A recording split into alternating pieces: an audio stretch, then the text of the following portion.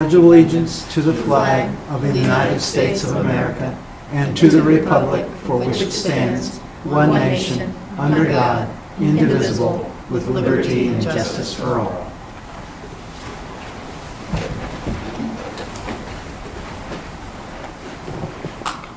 Roll call, please. Newberry. Here. Browner. Here. Johnson. Here. Lees. Here. Young. Here. Could you turn on the microphone? Thank you.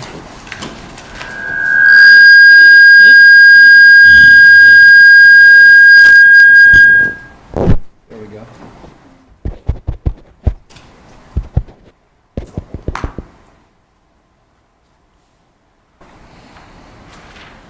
We have a consent agenda. Do I have a motion to approve as considered? I think we need to probably perfect the agenda, and sorry. I so move. Okay. Support. We have a motion and second to approve the perfecting of the agenda. Yes, I motion that we do. Roll call vote. Browner. Aye. Johnson. Aye. Lees. Aye. Young. Aye. Newberry. Aye. All right, we have our consent agenda. Do we have a motion for that approval? So move. Second. I second it. Motion and a second. Voice vote. All in favor, please signify by saying aye. Aye. Aye. All opposed, same sign. Motion is approved.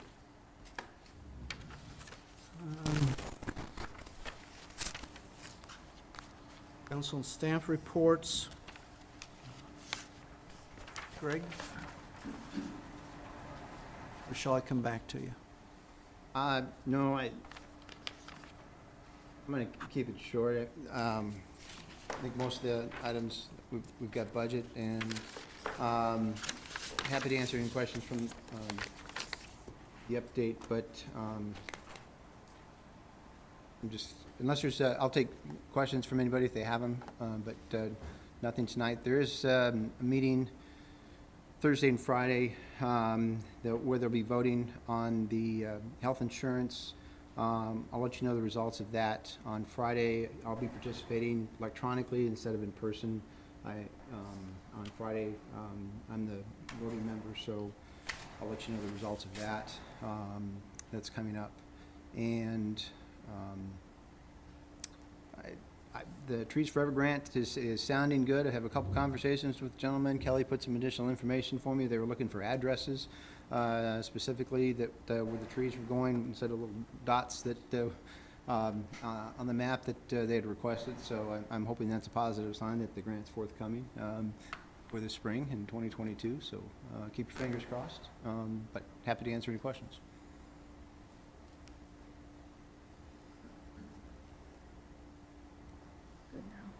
No? I've already sent them all mine. Okay. I don't have anything. Kathy? No? Trees? Nope. Thank you. We'll go to Public Works then.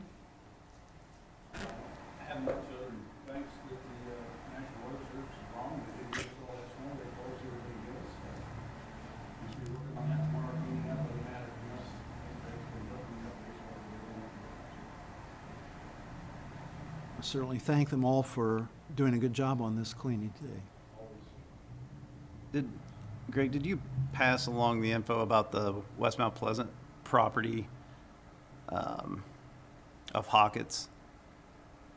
Okay, let's talk real quick afterwards. I've got something to show you. Okay, thank you. Police Department? Hey, one thing we have, every year we have to do a compliance check on tobacco. Make sure all of our retailers are doing what they're supposed to be doing. If an underage person would go in and try to attempt to purchase tobacco, and we'll be doing that in the next couple of weeks, where I will take a juvenile kid under the age of 21 into our retail and try to get them to sell to us. It's a compliance check we do every year. We'll post something, and then I'll take them around, and then if they pass, they get a letter from the state of Iowa telling them a good job, and if they don't pass, they see me in about an hour and I write them a citation. So It's been 5 years, I think, since our last violation, so they've all been doing a very good job out here in West Burlington. If you read the newspaper last week, Burlington had 9 businesses, I think, that sold to underage, but they have a lot more to choose from too, so we do a pretty good job out here. That's all I got. Thank you. Building, fire? On the building side, I've got a couple commercial properties I'm gonna be working with on some code review for future development expansion. And I'm not through, I've got a inspection of the kids zone daycare out at the hospital to schedule. I'm not scheduling it right now. I was sick 2 weeks ago, and I just wanna make sure I'm asymptomatic for a good long time. It's, you know, daycare, so trying to look out for them. Fire side, I just want to report the brakes finally came in. It was supposed to go in today. Scheduling conflict on their end. It was rescheduled for tomorrow. And working with Greg on some things, going to be doing some upcoming training at the fire department. Monday night, we have our normal meeting. I'm going to be thanking the association and having them re-elect all new officers. The association is kind of the unofficial union of the fire department. They're the ones who put on the pancake breakfast, do the toys for tots, post-prom donations, things like that. So I want to get some people in there that are going to be active and take a forward front-running role with that, so we can continue the good things that they've done in the past for the community. Okay. Thank you. Clerk? No, nothing for tonight. Finance? I was out last week all week, so everything's kind of behind. I do have your budget workbooks over here. I had Tara fix them. They're not as detailed as what the last ones have been. Regular left, go back to work on Friday, so it's always fun. Any other staff reports? Okay. Ron, I Yeah. just wanted to ask, with the closure last week for several days, just as a general to the city staff, one, thanks for persevering through and providing service to the city, but how'd that go? How was that perceived by the public? There any issues with having to do that or doing it? I really didn't hear any comments this time. People have been pretty cooperative about it, and I had 0 comments. Folks can, do much of their business online or by phone or email. Cleaning service came in over the weekend as usual. Kelly and I were in early and frankly did some cleaning of the common areas, and everybody was responsible for cleaning their own areas as well, just to do some extra cleaning. And then we wanted a few days just to kind of make sure that we weren't spreading around here, and that everybody that was going to test positive was, so that most folks were on the mend. We do currently have 2 cases in the citywide, but several folks came back beginning of this week. So happy to have them back.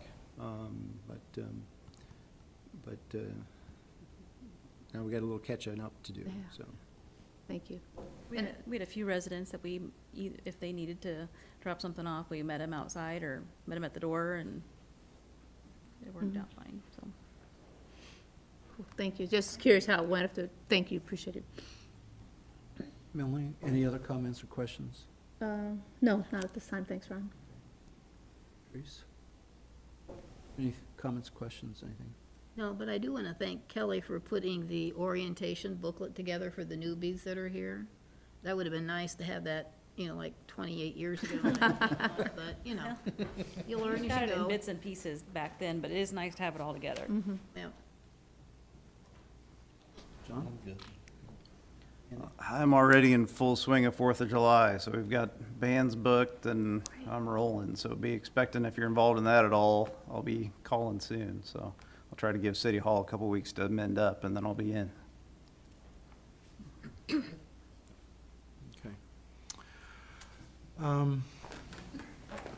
At this point, do we have any, I hope I've not, any items from our citizens, reports or comments? Okay. Then we'll be going on to our new business. We have a presentation from Precision Energy Services.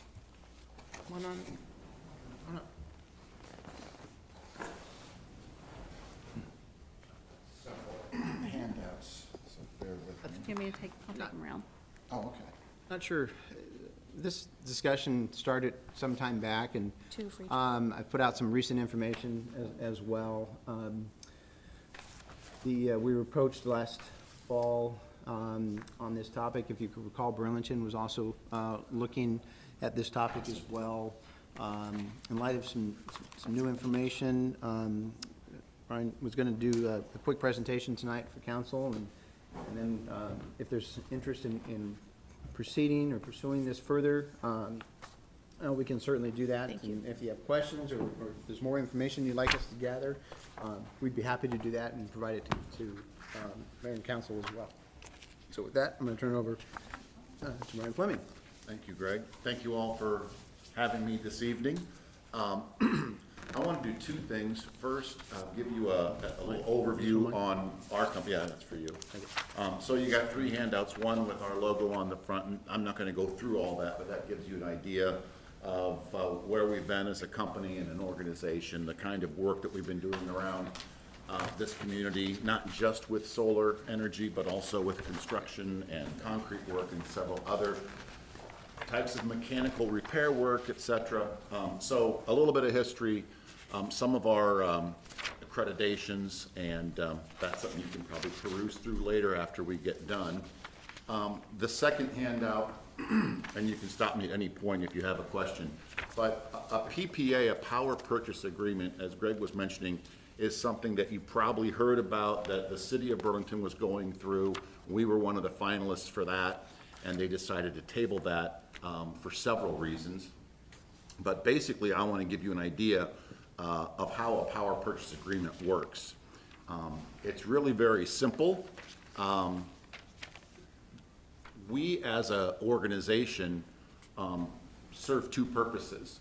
We will, and we've already done this, and we'll go through this as well, but we have proposed and we've taken a history of all of the electrical usage at virtually every meter that you guys are tied to in West Burlington with Alliant. So there are certain sites that are too small, or unfortunately about 2 years ago, before Greg was here, we tried to look at doing something at the sewage treatment plant, but that just doesn't pencil out, unfortunately, right now. It might in the future. So we've narrowed it down to about 6 locations, each with some small, some large size projects. And normally, if we were going to ask you to purchase these, it would be a major bond issue potentially. You may have to come up with funds that you don't have. And because you are a municipality and a non-tax-paying entity, that allows you to qualify, much like we just finished up at West Burlington Schools, the city of Middletown, Notre Dame schools. It allows for a company like us and our finance partner to basically provide this for you, almost like leasing a vehicle. So instead of asking you for money up front for us to install solar, which will save you money long term, a PPA means power purchase agreement. We are essentially owning the equipment. You do nothing financially out of pocket to begin with. You never have to own the system. You never have to buy the system, even though it's at 6 different locations. All you're really doing is adding a new vendor in regards to how you pay your utility bill. So right now you pay one bill for each site every month to Alliant. What we propose is that you allow us to install solar on your sites, and we provide you with a lesser rate, a more competitive rate, a lower rate than what you currently are paying to the utility. It might be half a penny, it might be a full cent per kilowatt hour, and I'll go through each of those with you here shortly. So you then have the ability then to save considerable dollars, and I'll go through that in greater detail here in just a second. But for each site, you are going to have savings over the course of 30 years. So the proposal that we have shows you how that savings accumulates year after year after year. because we know that the utility is going to continue to raise their rates by an average nationally of 3.5% to 4% a year, regardless of what we try to do to stop that, right? It's out of our control. In this case, we will have our pricing set. So let's just say if you're paying 14 cents a watt right now for this building, and we're gonna let you get it for 13 cents a watt, all you'll be paying is a meter fee and what other ancillary charges there might be from the utility, and then you'd be paying us 98% of what your bill would have been, but at a lesser rate. So no money out of pocket, guaranteed lower cost in regards to the kilowatt hour cost. All of the insurance, all of the maintenance is handled by us and our partners, and there really is no risk. You'll know, and from a budgetary standpoint, and this is why a lot of municipalities and schools like this from a budget standpoint, is you are locked in for the next 30 years as to what your electric bills are going to look like. There's going to be no major surprises because you are the ones that are paying us. We are the ones that are providing you with the electricity. We have just kind of become a secondary utility, if you will. So you still have two utilities. We are the one you're spending most of your money with, but at a much lesser rate. And if you look at this diagram, if you decided that you wanted to buy the system at some point over the course of 25 years or 30 years, we could provide you with pricing in advance of setting into this contract, and you would know that, well, as far as you have in regards to budget, if you say, well, we could buy this at year 10 and it would cost us X $100,000, then once you own it, it's your equipment, it's your system. You don't pay us anything anymore. We would help you with maintenance. We'd have a maintenance contract, but then it would be your equipment, and you wouldn't have that payment to us anymore. The only payment you would have would be to Alliant. But you're not required or obligated to do that. That is an option that you have year after year after year. Most places that we've worked with like the fact that even though you've got two bills, the fact that you're saving, in this case, almost $1 million over those 25, 30 years, it adds up slowly but surely. So this just gives you kind of a breakdown of how the process that I just tried to explain to you. And we also monitor the system, so we know that it's from a maintenance standpoint, if they are each producing what they're supposed to produce. And if I just summarize on the final page that says the PPA plan makes sense. So we have access to federal, we don't have state tax credits anymore, but we can depreciate this expense and we can get access to a 26% federal tax incentive that is available that the city of West Burlington is not, it's not available to you. So by doing that, there's no upfront cost, there's no tax assessments, there's no bond issues, there's virtually zero maintenance. We know that the cost of your electricity is going to be less, and you know that that price is locked in long term. You have the option, but not the obligation, to own your own system. It also makes a positive community statement by going green and saving taxpayer dollars, and can take advantage of some space that you are currently probably not using much. And the reason I have this page, which shows you 3 local companies that we've done work with, what we have to do is we have to figure out, which we've done, how much energy each of these sites has consumed on an average for the last 3 years. And then we want to make sure that the system size that we design produces the same amount of electricity that is needed. And therefore, we just want to show you, because it doesn't do us any good to produce more than is needed or less than is needed. We want to make sure that we are as close to 95 to 100% as possible. So for Notre Dame as an example, in the year 2020, the production that we've planned or anticipated or budgeted for at 372,000 kilowatt hours was right at basically 100%. So just so you're aware, people have asked, well, how do we know that the system size is going to be accurate? We take every calculation into account when we come up with those estimations. Now, any questions at this point before I go into each site? Yeah, so like the Notre Dame example, are you saying that those panels we can see from the road on West Avenue, those panels, solar panels generate enough electricity, they generate this amount of electricity or power? That's all? They essentially offset 98% of their usage. Okay, and their only source of that energy is those solar panels sitting there? Right, but they still have to pay Alliant a certain amount because they're not saving that $1 million in the first couple of years. It is a gradual savings that accumulates over 25 years. But yeah, that is designed to offset. They decided to buy that system from us, which they probably won't do, but if they did in the next couple of years, then it's just like leasing a vehicle, right? Once your lease is over, you can either buy the car or you turn the lease back in and get another one. Or if you don't buy it, you have no equity in it. So it's an option that you have throughout the entire agreement. So you said that you want to try to max it to whatever the business is using, Right. and it doesn't do no good to produce more. I don't understand that, because can't you sell it back to the utility company?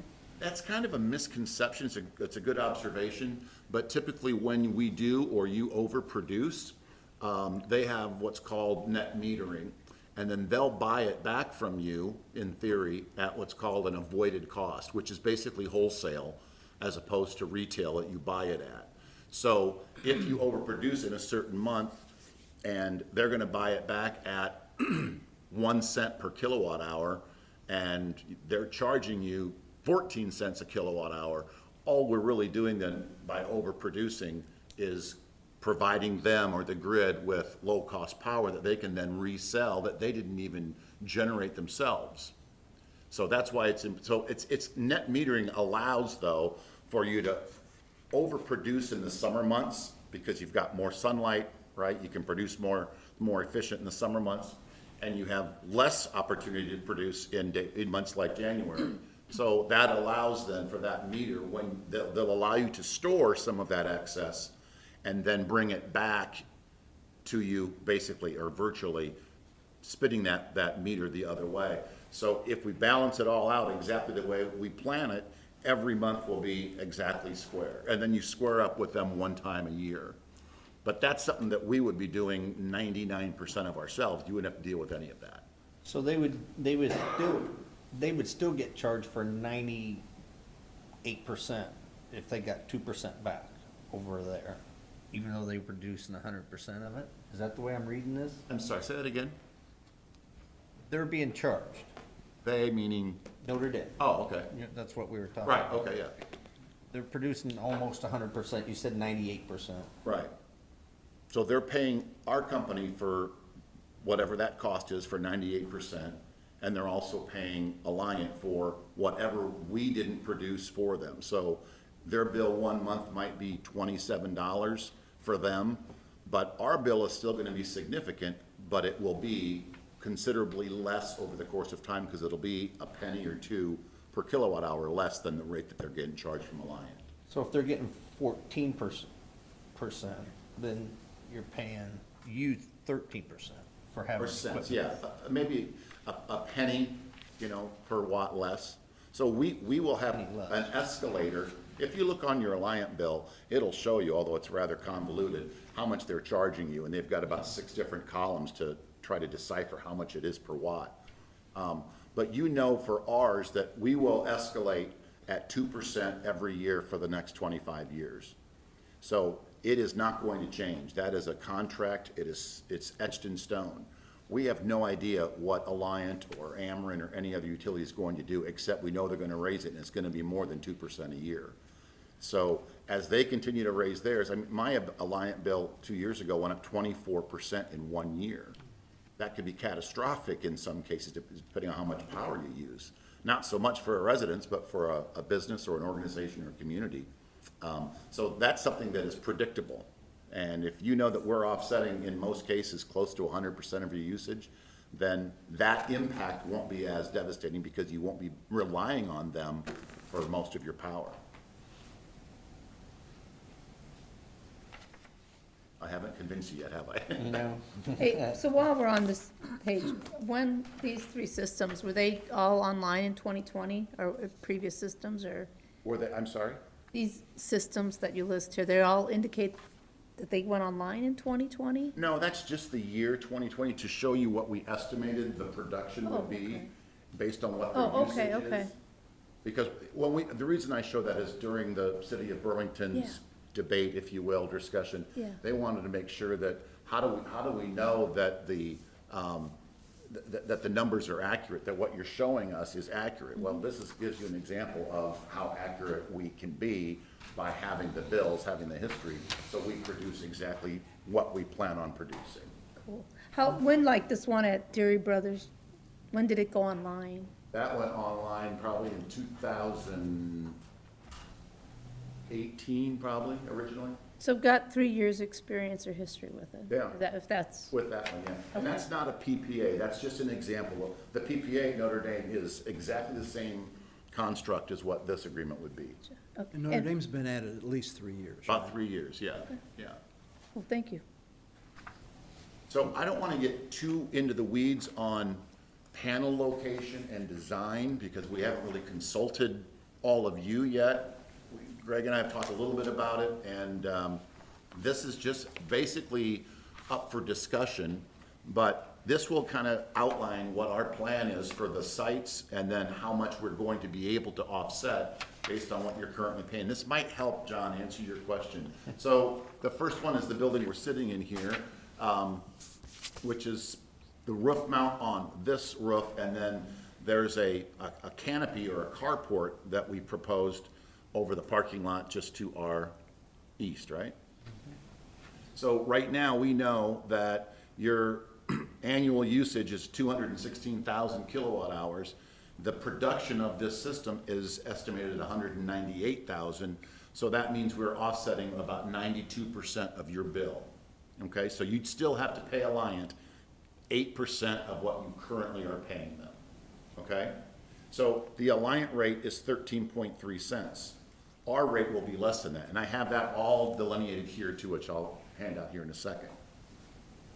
So this just gives you an idea of where the panels could possibly go. And then the next page is the maintenance shop. It's a smaller system, it's a roof mount. And as you can see, the production would match the usage.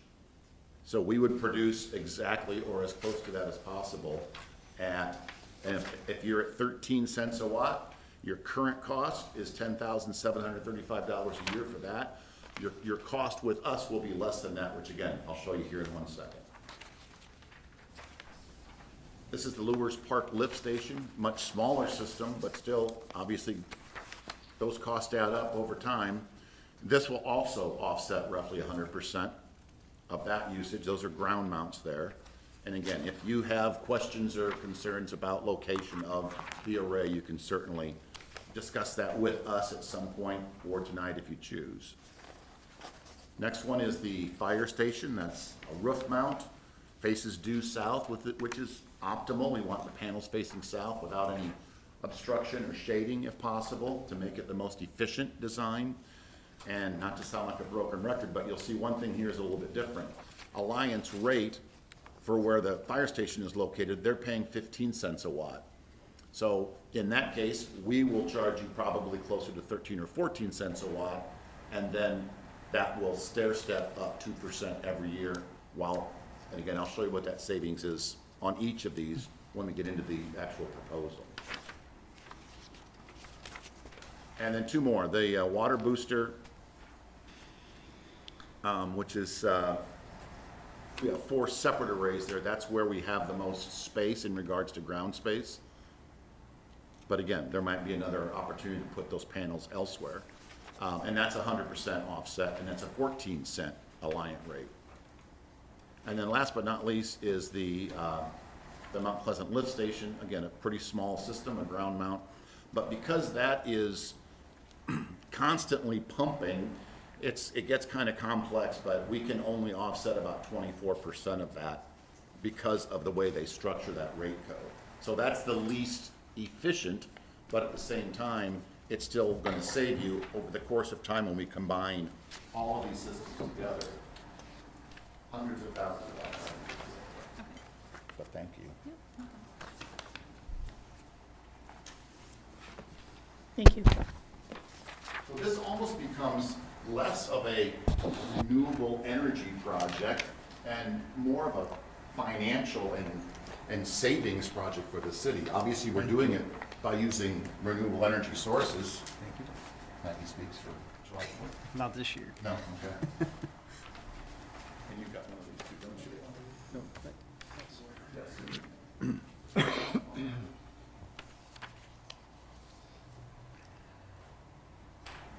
So, I didn't put these numbers together, our financial partner did, so bear with me as I walk you through it. So we just went through those 6 locations, City Hall all the way down to that lift station. We list the installation type, the system size, which is the number of panels basically, and then the all-in-one cost or the average rate that they are charging you right now. Now that's called a blended rate because their rates fluctuate, so they meaning Alliant, their rates fluctuate so greatly and so often. We have to take those last 3 years, average them together, so we get a good idea of what that average rate looks like currently. And then that PPA rate is the rate that we are going to charge you. So even though, as an example, at City Hall, you're at 13.3 cents and we're gonna be at 13 cents, that little bit of difference over the course of 30 years will save you $417 and change for this building alone. That's with the carport and the roof mount. Then the maintenance shop, which is that roof mount, same thing. It's 13.4 and you're at 13 cents with us. That saves $170,000 and change over 30 years. And instead of being so repetitive, I'll just show you the final savings all the way down when you add in the other 4 sites. That comes up with an estimated system size of combining all those panels into one project is 321 kW, and then a savings of $951 over the course of 30 years. Brian, one question on that. So you're assuming a 4% increase from Alliant. Is that match with their current 10-year increase? I mean, It's very conservative. I mean, we can't guarantee what they're going to Right. do. We can only estimate it based on the history, and we also average in national average as well, but 90% of what we look at is what they have done. if you look at like the last 10 years, about how much have they went up? Oh, And if you don't know, that's fine. You can get I back to don't me, know but- the answer, but it's more than 4% a year, because like I said, they might not have a raise for 2 or 3 years, and then they'll hit you with a 24% increase. What they basically do is, they do a lot of things, but they will, they'll either charge us as consumers more because it's gonna cost them more to buy coal and burn it, or natural gas, and obviously that's a whole different ballgame in regards to the politics behind burning fossil fuels or not. But you know, they're closing that, well, they're not closing it down completely, they're converting that coal burning facility down south of town to all natural gas.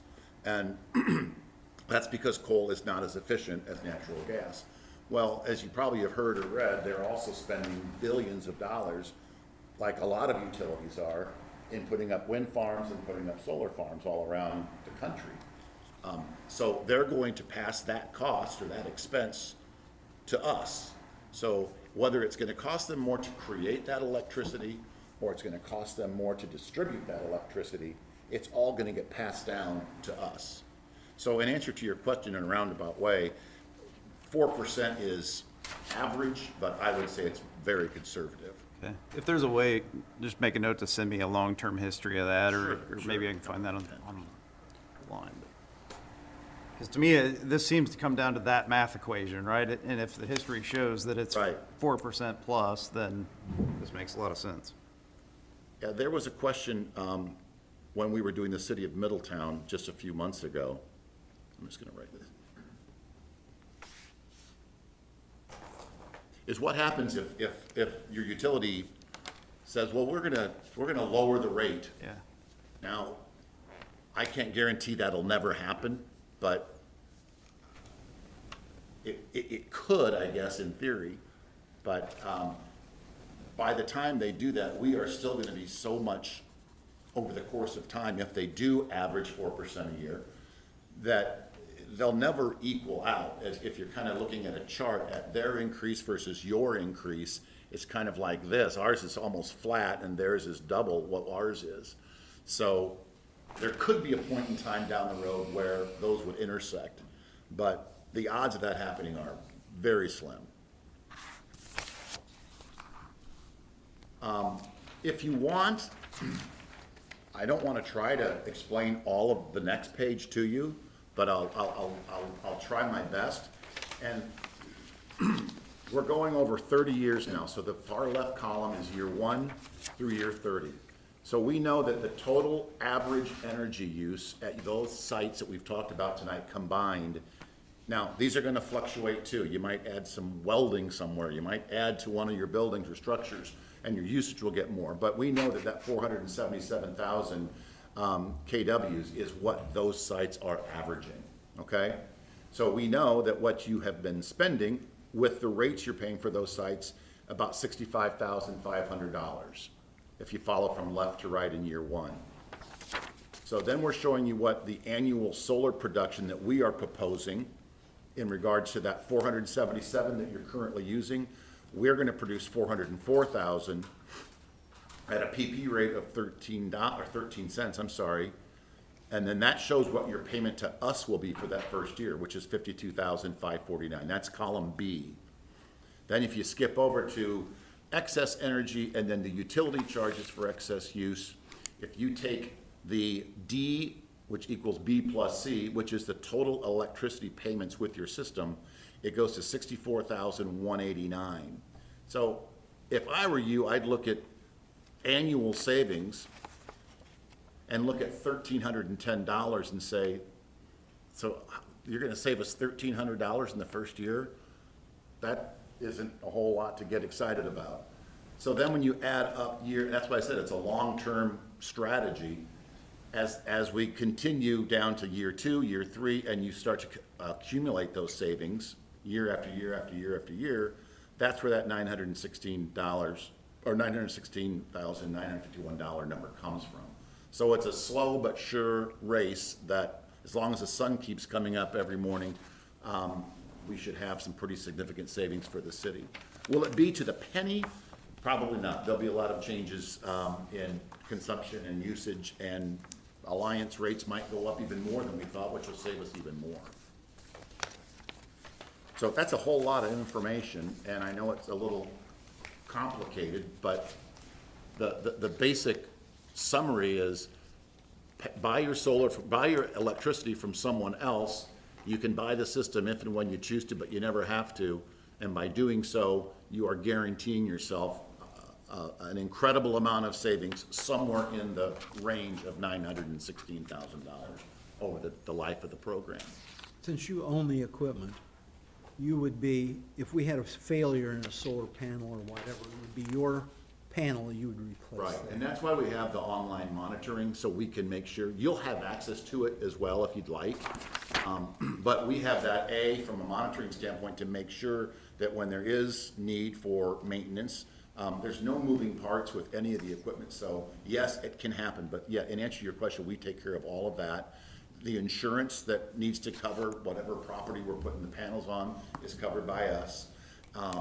And then we also want to make sure that if for whatever reason we get the bill or you get the bill and Alliant is charging you something that looks to be inaccurate, then we can look at our monitoring to make sure that we're double checking their numbers, and it's never happened, but just in case there's some kind of a glitch in billing, that's another reason to have that ongoing maintenance. And there is no real upkeep or maintenance to them. I mean, we put the solar next door with ABC, and if you look over there right now, it's still covered in snow, and it's going to get covered in snow in the next couple of days. But the amount of production that you get in the middle of winter is so little that once the sun comes out and melts that snow and ice off there, it'll start to produce right away. And over the course of time, our software recognizes that And that's why we have this net metering. That's why we know how big to build the system. What's the life expectancy of solar panels? Well, the production warranty on panels is 30 years. Okay. For most of them. There's some that are 25, and that just means that on average, the panels that we use will be 90% as efficient from a production standpoint after 30 years as they were the day that we installed them. Okay? And then the inverters that we provide have 10 to 15-year warranties. And we take into consideration there will probably be a need at some point if you don't buy the system at year 10 or year 12, where we'll probably have to replace an inverter at one of these sites. But that's no cost to you. That's all built into our, proposal. Brian, I've got two questions, and I don't want to take all night. I know this is a long conversation, but what would be your argument, and I know you're here selling this, but what would be your argument against doing this right now? Well, it's kind of hard for me not to try to sell. The 26% tax credit that we have access to, our finance team has access to, and you don't, is going away at the end of this year. Okay. So a lot could happen politically. You know, they might extend it and they might get rid of it completely. It might go down to 10%. But the advantage to take advantage of that for us together collectively, and anyone else we're doing it with, it really needs to happen this year. The only other reason I would advise against it would be probably just aesthetics. There are some people that don't like the look of solar panels on their home or on their building or in their field or next to their warehouse or wherever. And I mean, that's kind of a silly answer, but that's probably the most pushback I get. Usually it's, I don't think I can afford that right now. The payback for us, you know, typically for a residential system, you spend $20,000 out of your pocket and it produces enough to pay for itself in 6 years. Well, I'm not gonna be here in 6 years, so in your case, you're not doling out anything out of pocket. You're just adding a different vendor to sell you power cheaper than you're paying right now. How about from a tech standpoint? Are you seeing anything that, you know, hey, look, this is probably gonna be an old system in 2 years, and so you should wait? Do you see anything major changing in that in the next 5 years? Nothing significant enough that would render this, you know, obsolete. Like, oh man, you know, just like whenever I buy golf clubs, they're obsolete in 12 months, and the next model comes out, and I'm like, oh, I got to get the new ones.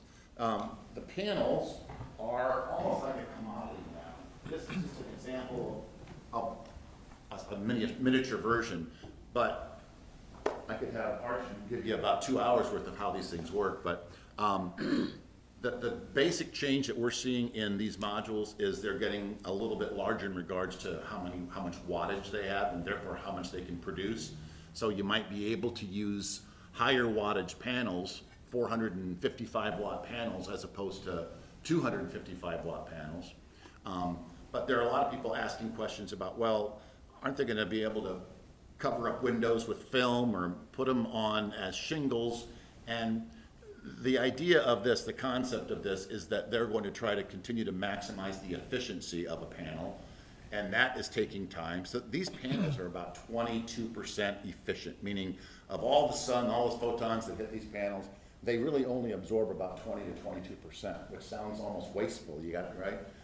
So they're working on the efficiency, but not to the point where they're going to be at 40% efficiency in 2 years. So over the course of time, there might be more efficient panels, but in regard to the inverters that actually take the DC power that gets created or generated within the silicone within the inverter, or I'm sorry, within the panel, that then gets converted into AC power.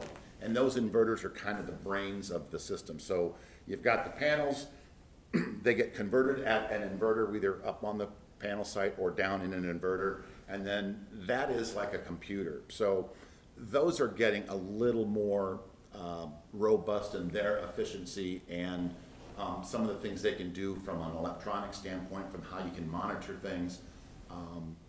But there isn't anything really that, and if you look around the country, and you look up in Wapello, or you look what they're doing all over the place, there isn't a whole lot of reason to sit back and wait too much longer, because it's here, and it's not going away. Okay, thank you. Sure. Just one, what does this cost you to put up everything here?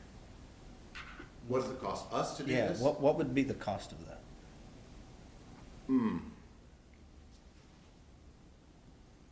I don't even have an answer for that, because I don't know exactly which sites we'd be doing for sure, but Just the way it's set up, the way you present it. it'd be in the millions of dollars, probably. A little over $1 million, would be my guess. Well, actually, a little bit more than that, probably. So if we was to buy it in 3 years, what would be the cost of that? We wouldn't probably make it available in 3 years, because the investors that invest in renewable energy, in order to get advantage or take advantage of their tax credits and the depreciation, they won't realize that until after 5 years. So 5 or 6 years. in year 6, I'm just gonna spitball this and say $450,000. That's just a complete guess, but we have to provide you with that number in advance, so when you sign a contract, you know, once it's set in stone, it doesn't change. So you'll know, well, it'll get a little bit less as the panels get older, but you'll have the option anytime after year 5. The only way this makes sense for you to proceed is to take advantage of the tax credit. Otherwise, the numbers don't work on your end, correct? Correct. Mhm. In order for you to proceed, receive the tax credit, there's obviously a process. You indicated there was a time frame from start to finish for approval of that process. What was that timeline? Let's just assume we started tonight, and you signed off and said, yes, we would have to put all the paperwork in, and Alliant would have to go through their process of approving the interconnection application, and that can take 30 to 60 days. And then, once they've done that, it'll take us and Dave Bazine Electric and their team a matter of weeks to do the installation. And then, once it's been installed, we get it inspected, and then Alliant then has 30 more days to either do a witness test, get it inspected, drag their feet, because they don't want to lose the city of Burlington to the city of West Burlington to the city of Middletown. So in answer to your question, it's going to be probably about a 5-month process. And to get your tax credit, you need to have that done by the end of, December 31st of 2022, yeah.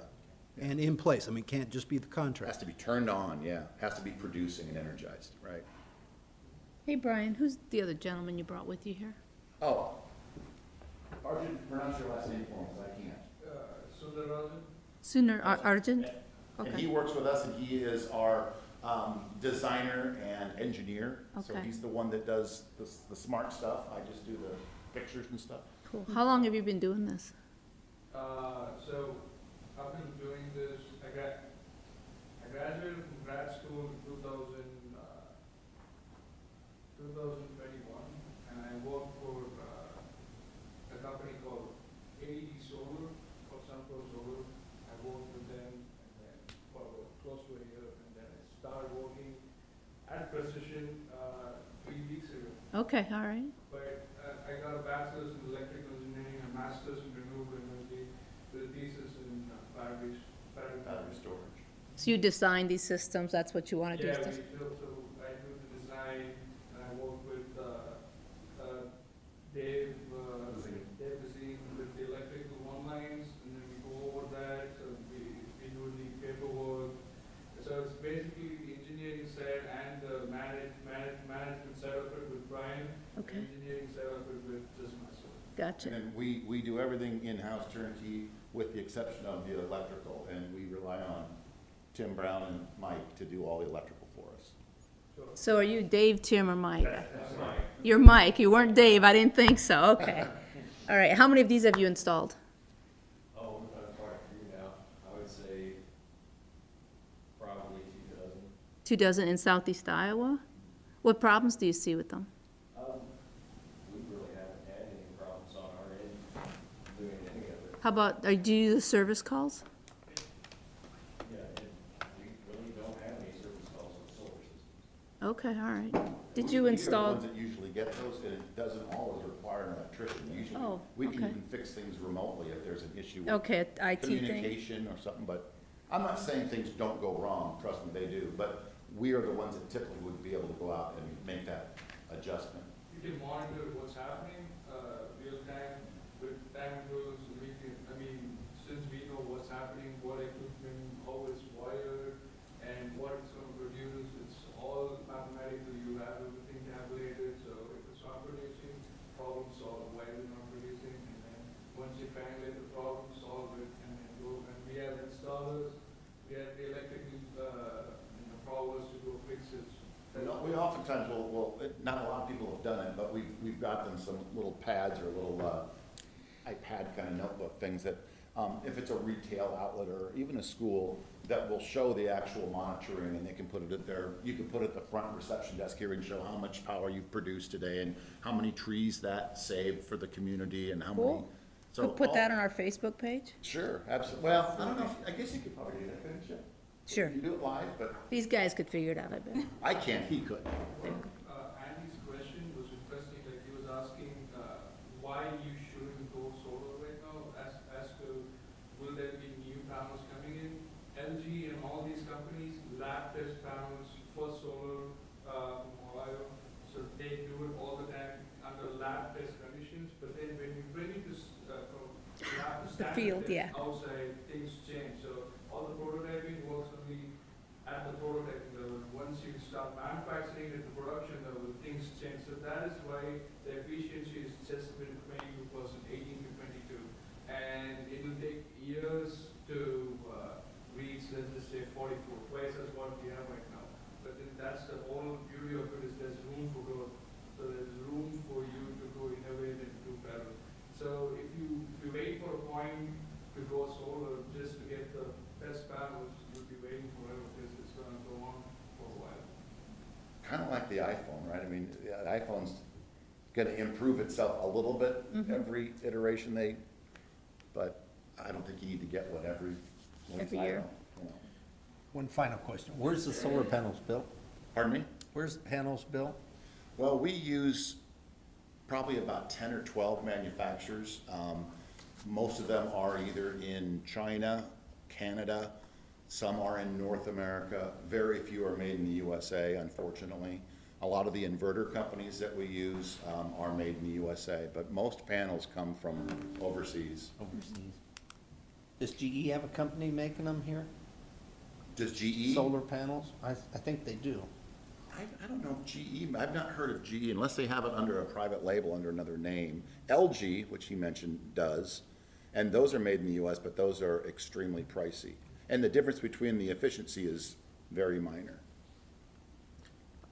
I've heard a few questions tonight, and I'll make sure that Brian has those as well. We'll get that information back to you. If you have other questions, why don't you send them to myself? I'll forward those on to Brian, get that information back to you for discussion. Just real quick, I see Mike, our maintenance guy. Do you have any questions, Mike, for these guys since they're here? My only concern is what if a storm comes through and rips one of our whole panel systems off the roof? Is that your cost and you repair it and put it back up? What if Yeah, it we insure damages our building?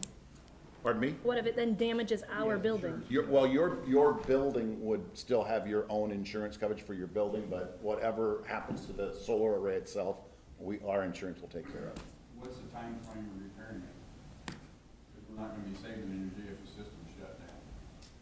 Well, the derecho up in Cedar Rapids was a pretty extreme, case in regards to that, and more times than not, we didn't have many up there, but I've just heard stories that it was a matter of weeks because they couldn't put the panels back on the roof because it was taking so long to find roofing contractors to put the roofs back in. So. But if we have an issue, you're saying that the time, the turnaround time to get a new panel to put up is bad or whatever is quick?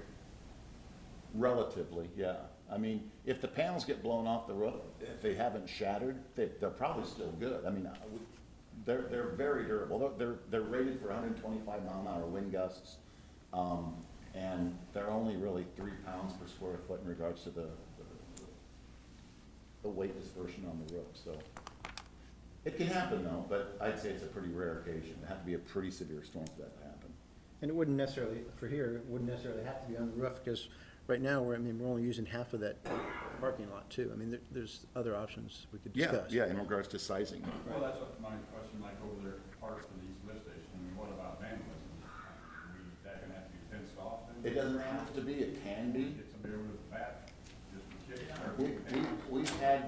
We've had one case of vandalism in my 6 years, and it was at Notre Dame, and we assumed some school kid But I probably mean, that's- threw a rock. but- That's on you, you guys will repair them, there's no cost to the city if somebody vandalizes. That's correct, yeah.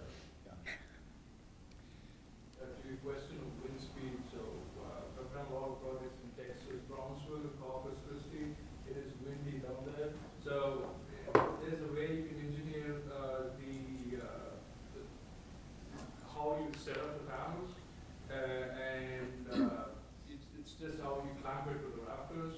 And in case, I'm pretty sure this area doesn't fall under high wind speed zone, but if you guys have like a concern for that, we can structurally analyze it and get stamped by a PE licensed structural engineer, and we can do all those load calculations.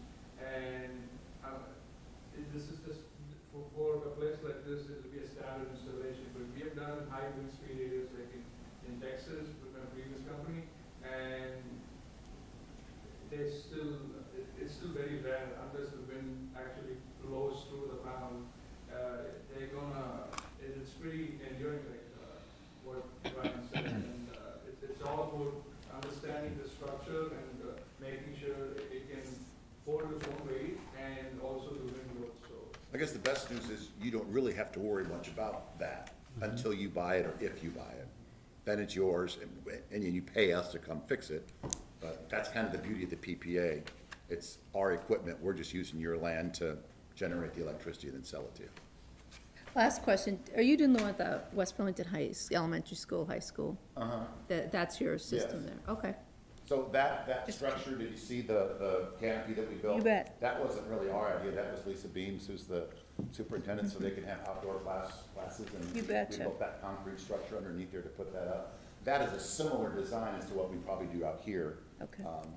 At the parking lot. And we also are partners with an EV charging company called ChargePoint. And I don't know how, we don't have that included in these numbers, but we would certainly think that at some point you might want to consider putting some electrical vehicle charging stations at some of these sites. Interesting, thank you, thanks. Thank you. Brian, Appreciate it. Moving on, let's see.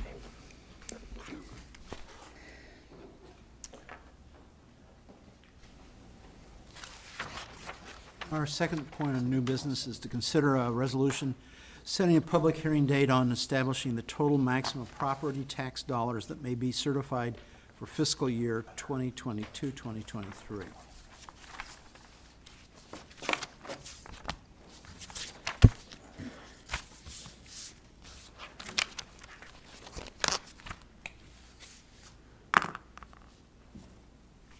Motion to approve the February 23rd date.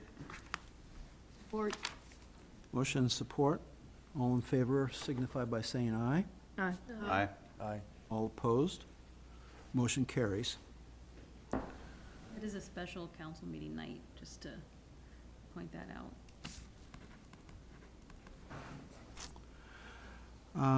Number 3, consider a resolution setting the date for public hearing on proposal to enter into a general obligation corporate purpose loan agreement and to borrow $550,000.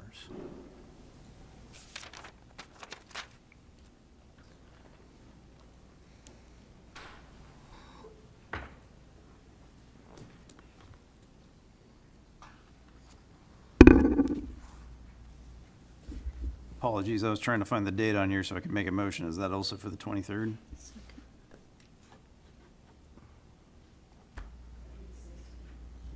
Where do you see that? There's no date on I- it. You want it for the 16th. 23rd? February One's 16th? 23rd, the second one would be on the 16th.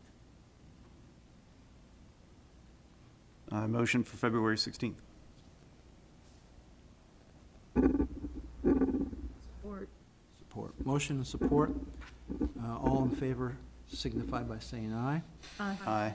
Aye. Opposed, same sign. Motion carries. Number 4, first consideration of an ordinance amending ordinance number 549, designating an area of, designating an area of West Burlington, Iowa as the West Burlington Urban Revitalization Area.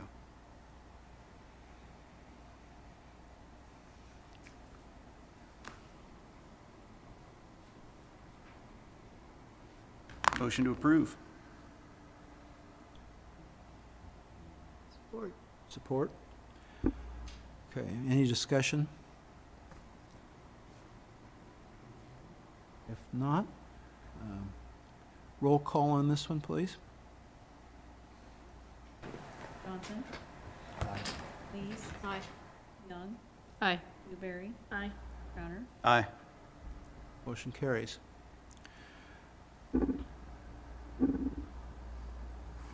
Consider a resolution amending the master fee schedule to include a fine for dumping snow and grass on a city street or alley. I motion for approval of this update to the fees. Support. Motion and support. Any discussion? Well, Is these fines set by code? Just a reminder that our current, the current fee falls under our, is that? Municipal infraction. Is it under the municipal infraction? It's under the, I forgot the term. It's under Chapter 1 of the city code, and it falls under as a misdemeanor.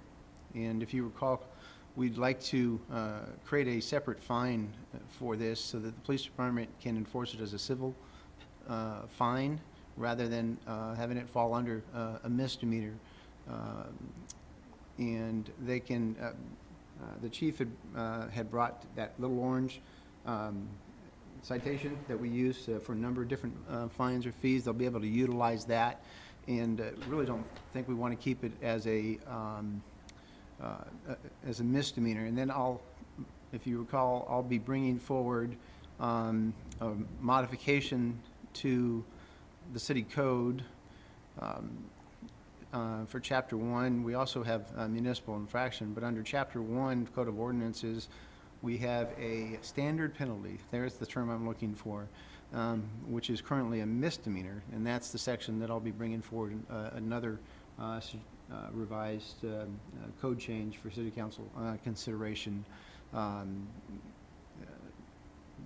But currently, as it stands, that's the current penalty, and that's why we were suggesting the revision.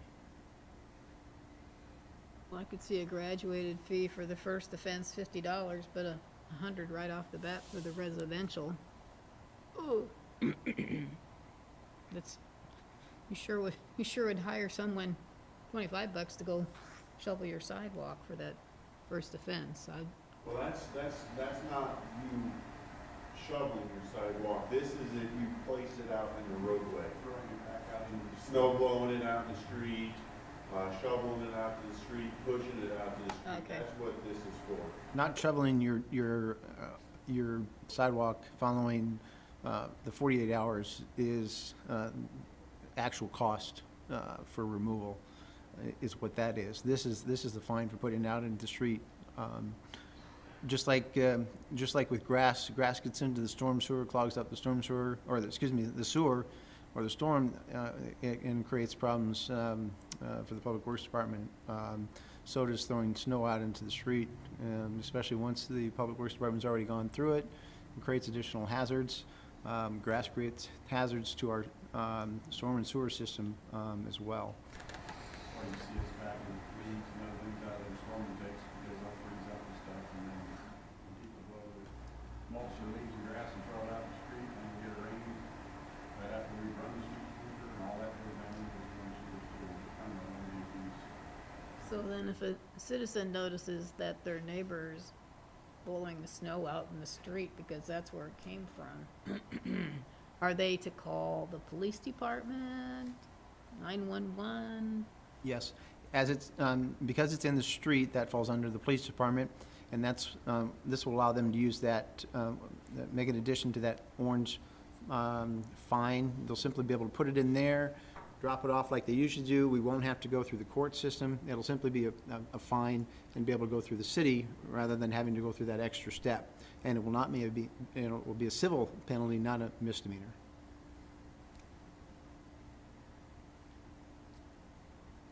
My question, I'm just thinking this through for myself, because when I'm snow blowing, I'm sure there's some amount of my snow that gets thrown towards the street. And then I go back and do the street last and pump that part back.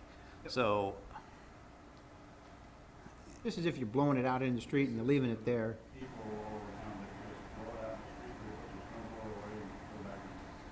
My practice is, when I'm doing mine, I typically go out 20, at least about 15, 20 feet on either side of my driveway.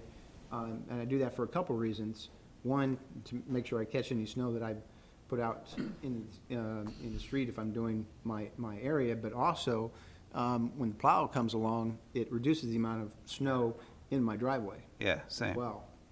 So, Yeah, I guess that's, reading this, I have blown snow into the street technically, even though I went and cleaned it up later. don't leave it there. That's the issue. I'm with you, I don't know that we're spilling that I out. understand that if you intentionally blow it out there, then you go get your groceries and then you come back, it's too late.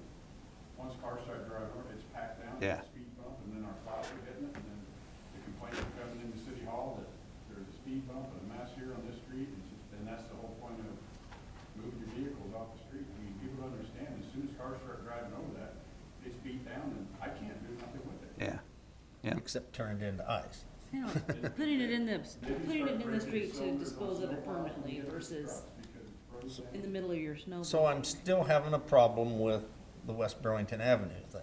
That's not what we're discussing. Well, it is, it is, it's part of this, because they don't have nowhere to put snow that's, Their whole yard. they don't have the whole yard. They got the, All you gotta do is turn the snow blower to the east and blow it in there right down their front yards. yeah, 12 feet of snow that you just took off of the road onto a 2-foot sidewalk that is everywhere for 10 feet of snow. But if you do a snow emergency and you have all these vehicles gone, when the snow stops, in 2.5 hours I'm done. Okay, And if you let me finish the street, then they do their sidewalk once. that's fine and dandy, but now you got 10 feet of, but Mike, you got, They'll do their sidewalk and then the cars move and I gotta come back and hit it again.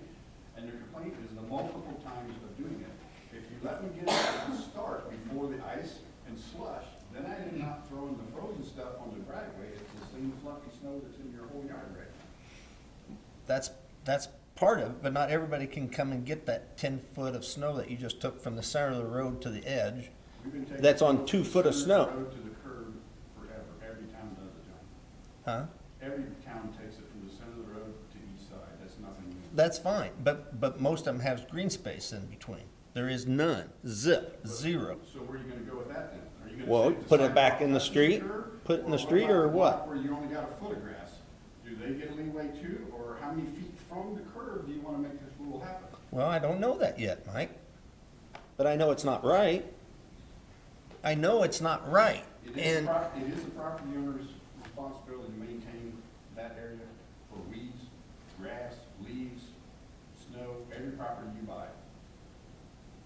That is the property owner's responsibility to maintain that, even though that's a city right of way. so what do you mean by that? Do you mean that that's a, if you buy it, accept it type thing?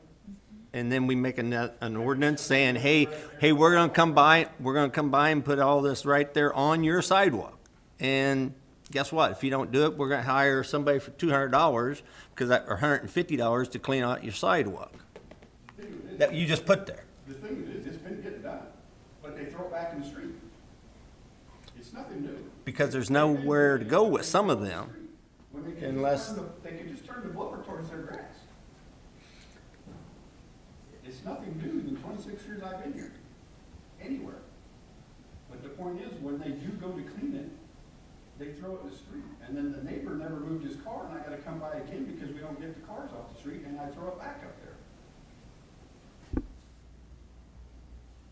To address the temporary issue that I think you're talking about, all we're talking about tonight is the fine. The code is already in place. Dumping of snow, I just pulled it up. It's unlawful for any person to throw, push, or place, or cause to be thrown, pushed, or placed any ice or snow from private property, sidewalks, or driveways onto the traveled way of a street or alley so as to obstruct gutters or impede the passage of vehicles upon the street or alley, or to create a hazardous condition therein. So if you're doing it, you're out there cleaning it up, and then you're taking care of it, not a problem. If you're leaving it, that's when the problem is created. So I think your concern is addressed in the code. All we're talking about tonight is the actual fine.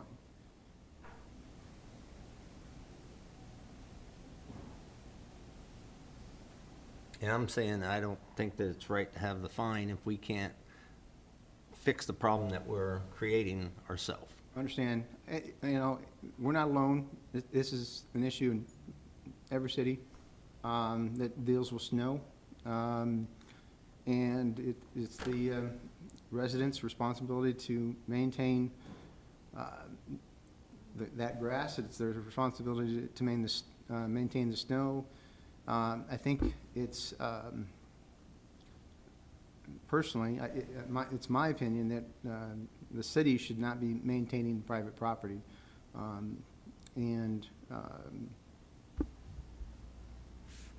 It's the responsibility of the adjacent property owner under code. And that's where it is. That's across the state, it's common practice. And I understand that, as long as there's some space there for the snow to go, and then you're not pushing all that ice and snow. But in this particular case where I'm talking about, and you know where I'm talking about, Yeah. there's no place for it to go, so you pile up 10 foot wide of snow onto that sidewalk. And then some of them people can't get out there till the weekend to get it done. And then it turns to ice, and I don't buy the sell pitch that, well, you knew it was there when you bought the property, because you knew that sidewalk was there, and I don't buy that. The point is, they're doing it, Johnny, but they blow it back in the street. And then I gotta make multiple classes because the parked vehicles won't move. If I can come by with no vehicles on that street, do my job, then they could do their sidewalk with their snow blower blowing into their front yard, not back out in the street. And so, they're doing them now, but who they're hiring and stuff is throwing it back into the street. So- It's the same thing down Houston. Those people, when I'm done plowing, they get theirs and they blow it back into their yard, not back out into the street. And not everybody is cleaning them, and I know one particular person that they worked 4 hours, two of them perfectly healthy people, half my age, and it took them 4 hours to do that in front of their yard. Nonetheless, it was because it was snowed on a Wednesday and they couldn't get there because they both worked until Sunday, or Saturday or Sunday. Nonetheless, if the cars are moved, why isn't, and I see that you do this other places, like in front of GE on Agency, and you lower the snowplow within 6 inches of the sidewalk, and you clean that off. Since all the cars are moved, why can't you do that? Since we put it there. Those are drift areas, that is not a snowplow, that is only where we wing to stop drifts from coming in the road. And you're explaining GE, that example is, that's the length of the wing. Most of the time I get half that sidewalk every time I go down, just because that's how far the wing puts the windrow to stop from coming in the street. The same thing on Agency, it's the length of our wing. Depending on the amount of snow and how much wind we got, that's there. I mean, if I try and take that down West Burlington Avenue, a 3 foot with that wing and that loader, I'm gonna be ripping sod, and then you're gonna have me out there planting grass in spring. That's not the piece of equipment to do sidewalks with. And that's not what we're doing over there. We're not doing potentially their sidewalk. That is for drifting and blowing purposes in those areas where we run the wing. It's not that I'm cleaning GE's driveway. I'm not saying you are, I just said you cleaned back, okay? If you can clean back there, you can clean back where you have a curb that's 6 inches high. If this is what you gotta do.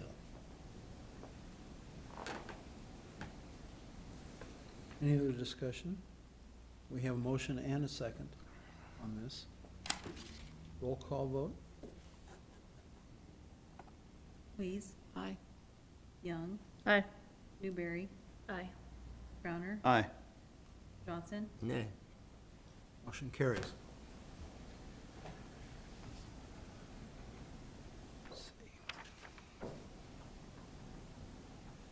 Consider amending the personnel manual related to reimbursements for travel to coincide with the city's purchasing policy. Motion to approve. Motion and support. Do we have any discussion? It's just something that Kelly happened to notice as she was looking to attend, what was it? Tyler training, probably. it's close to that. I mean, we put it on the agenda, but Yeah, I was just trying to remember what the conference yeah, was. it's our Tyler training. But then we just don't have a conflict of policies. Right, just cleaning up the handbook. Any further discussion? If not, voice vote. All in favor? Aye. Aye. All opposed, same sign. Motion carries. Consider pay request number 5 from Tom's Backhoe Service for work completed on the South Lift Station Replacement Project. Housing change. Motion? A motion for approval of payment. Support. Motion and support. Discussion? Just want to be clear that this is not the release of the retainage. Right, The pumps still need to be primed, painted, and replaced, and we are keeping a sufficient amount to make sure that that gets done by the subcontractor. That's that $53,000 in retainage, right? That's what you're referring to? That's what's on the memo? The Okay. retainage, yes, To me, that's a significant fee. yes. And that won't be released until the work is, that final item is done. Thank you. Has Lindsay contacted them to see when they've got a date set up to do I- this? They pulled pump 1 in December, the beginning of December, and Rod checked last Friday. It's still sitting on their lot. They have not even touched it, and they've had it since the beginning of December. Which is why we want to maintain the retainage. Doesn't get done, then ultimately, we'll hire somebody else to do it. Time frame for that? I'm sorry? What's the time frame for that? How long do you give them to do it? Well, I thought it'd be done by now, That's kind of what I'm saying. As soon as all 3 will be done by now. but, yeah. I just informed them, talked to them Friday, and the first one they pulled and took up there, they have not even started. Retaining the retainage is hopefully our incentive for them to get that done, because they're not getting paid. Everything's done other than this final step. And we don't want to pay out that retainage until the work is done. So if they want that $53,000, they've got to get that work completed. You're comfortable with that amount, though? You don't need this extra 20,000? Yes, I spoke to the engineers early on to make sure that we had a sufficient amount to do the work. Okay.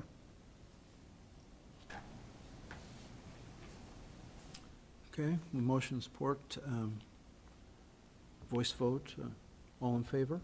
Aye. Aye. All opposed, same sign, motion carries. Consider payment to Snyder and Associates for engineering services related to the following projects. South Lift Station project at $871.08. Mount Pleasant Water Tower and Booster Station project at $20,583.95. Motion approved. Support. Motion and support. Any discussion? If not, voice vote. All in favor? Aye. Aye. All opposed, same sign. Motion carries. Number 9, consider a 3 year right-of-way permit for Arcadius US Incorporated. Motion to approve. I second. Second, motion second. Any discussion on this project? Why is there just a 3, not a 5 on that? Any, The 3-year permit allows them to do it or renew it every 3 years. If we go with a 5-year permit, we have to hold a public hearing each time they renew it. It's part of the state code. It's about relinquishing your right to the right-of-way, the property, and we don't want to do that. These are just test wells, and usually they monitor them for a certain time, and then they'll abandon them. And then abandon them. And then they won't need it. It's not like it's a fiber or a wire in the ground. They're just putting some test wells in. I see. What are they installing? You can't allow them to use your city right-of-way for a certain amount of time before it becomes their right-of-way. Right. It looks like they need to update their application. 3 years. Yeah, because they're paying the fee for 5. Yeah, I talked to her about Okay. it, and she's fine with moving it back to a 3, and we'll take care of the. Gotcha, okay. Yeah.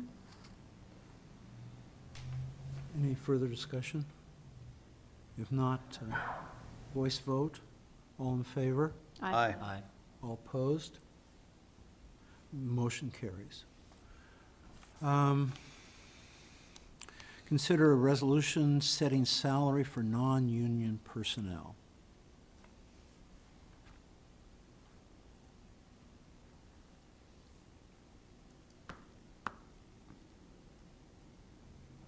Motion approved. Second. Second? Okay. Motion second, discussion? Couple items just to explain, and then I'll answer any questions. Some of the obvious ones, the lifeguard, we've noted on here at $10. As you know, we've advertised. We've gotten 2 or 3 applications as of today. And we included admissions and concessions, although, as you know, we're looking at multiple options there as well. Pool manager, we put it in a range at the $12.50 to $15, and DOQ, depending on qualifications. That may or may not be enough. However, we do have 1 application that I received today for the manager. If we need to come back, we certainly can. If you think we need to address that, or just simply put DOQ and come back, we can certainly do that. I asked Kelly to also put assistant manager down here. If we weren't successful in finding a manager, but we were successful in hiring perhaps a couple assistant managers to spread the duties, I thought that might give us an additional option to consider. Obviously, I'm not suggesting that we do both, but depending on what we receive in applications, that would give us a little bit of flexibility, and that's why that is noted as well. So right now, I think we have 3 applications, bless you, and 1 application for manager.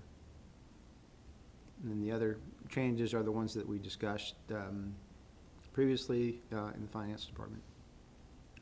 Happy to answer any questions. And my comments are the same as when we last talked. I have no problem with the finance side of things.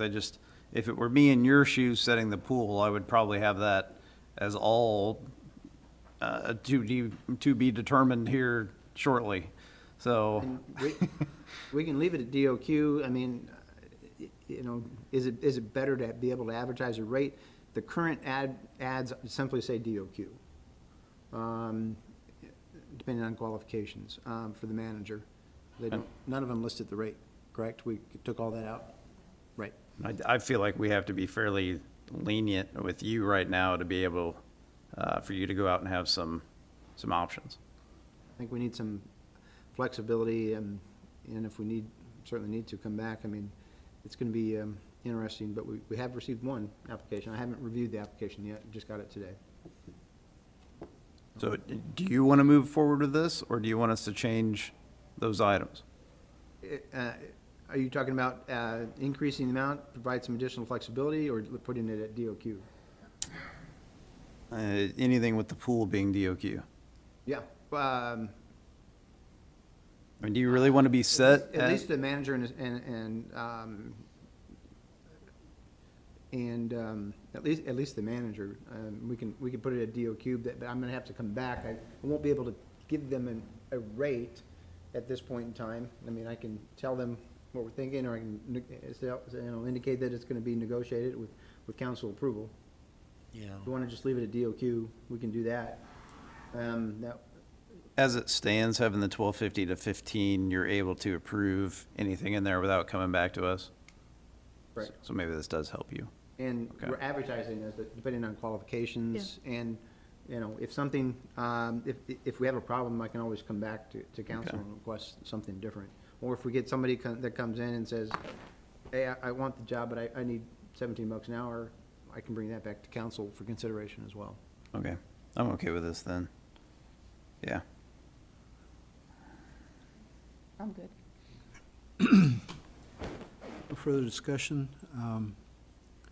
Voice vote. All in favor? Aye. All opposed? Motion carries. Your Honor, Yes. might I suggest we take item 12 out of order? Item 11 is a discussion item. Oh, okay. I'm not sure how long that will take. That way we can get the business out of the way. If that's Do I have any acceptable? objections from No objection. council? Okay. We'll go to number 12, considering a request from the fire department to pre-order fire hose. Motion approved. Support. Motion and support, discussion? I know this is an item that we discussed at the budgeting process. The funds will be there to cover it, if all moves forward, with your blessing, of course. The reason I'm presenting this now is because the manufacturer relayed information to our sales representative that they're going to be putting in place. They wanted to do this at January 1st, an 11% increase on all costs. The sales team managed to get them to delay that until February 11th. But there's still gonna be an 11% increase. That roughly equates to about $2,000 based on our quote. The other problem with it is it's an 18-week, from the time you order now until you actually see the delivery. Sandry is who the quote's from. They've been extremely excellent working with us. They have advised me that if we were to order today, they can set it up so that the delivery wouldn't come in until after July 1st and no bill until after July 1st. This is just kind of like putting in a pre-order, you don't pay for it until it arrives and after we have the money. And this stuff all goes on the new truck that we're getting? Yes, Is that what it's for? yes. Will they give you a new quote? I can get it updated. I mean, just for, it says this one's expired the end of December 31st, so. We're still honoring that quote. We are still honoring that quote, but I can get an updated one and get an email. Might protect us if you get it in writing, that's all. I just wanted to take advantage of not having to pay another 11%. I'm gonna do it anyway.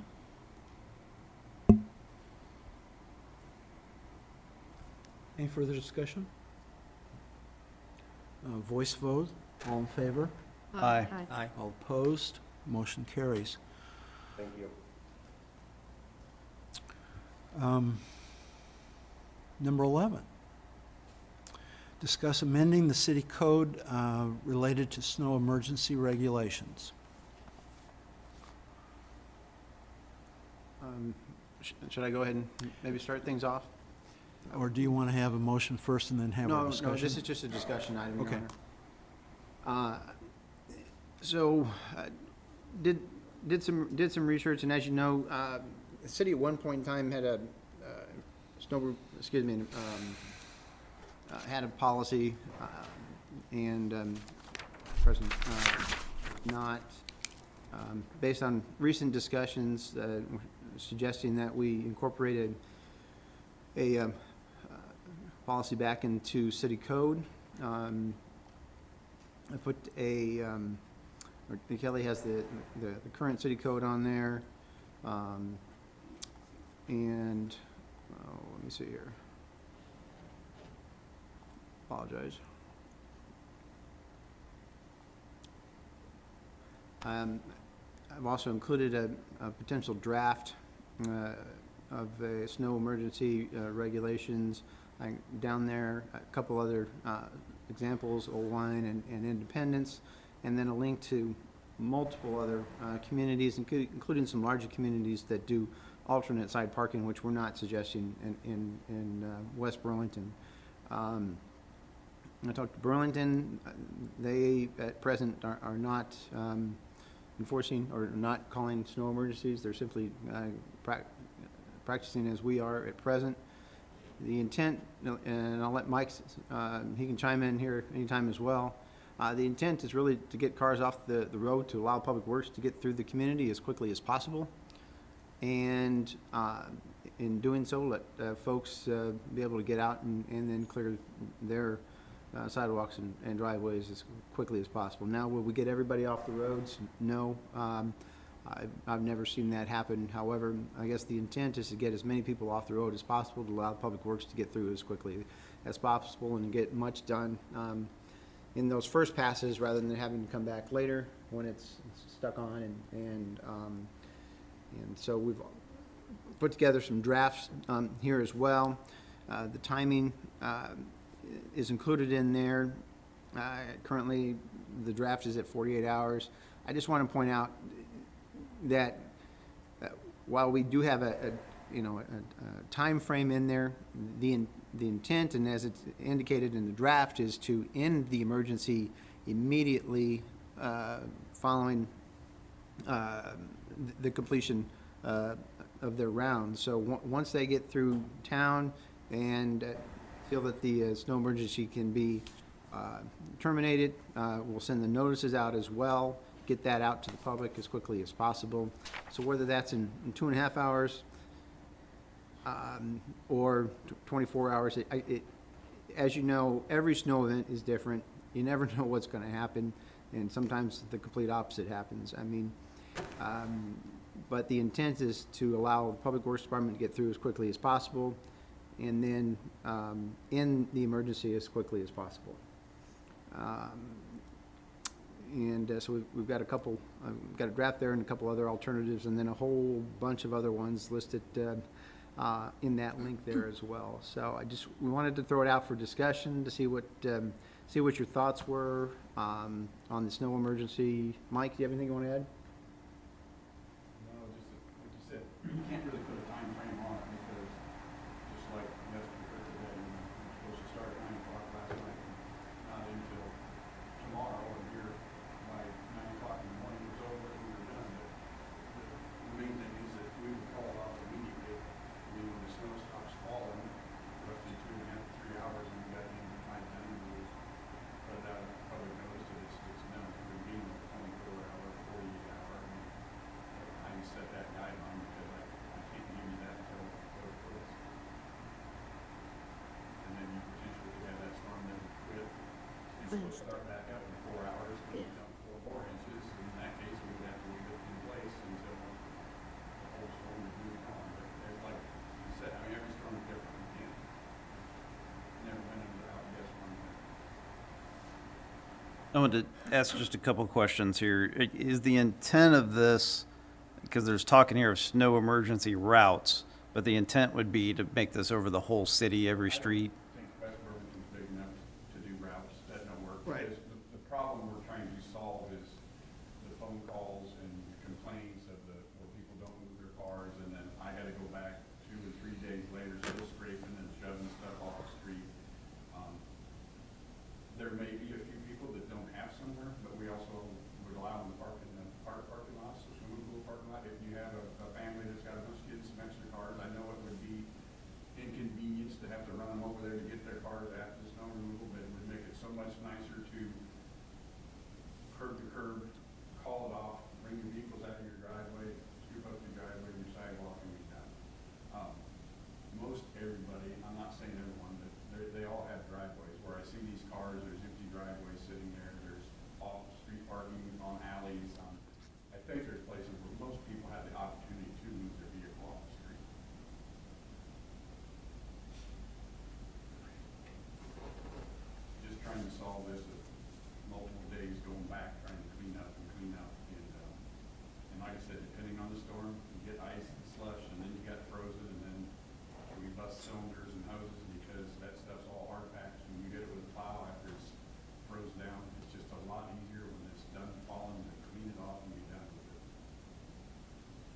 So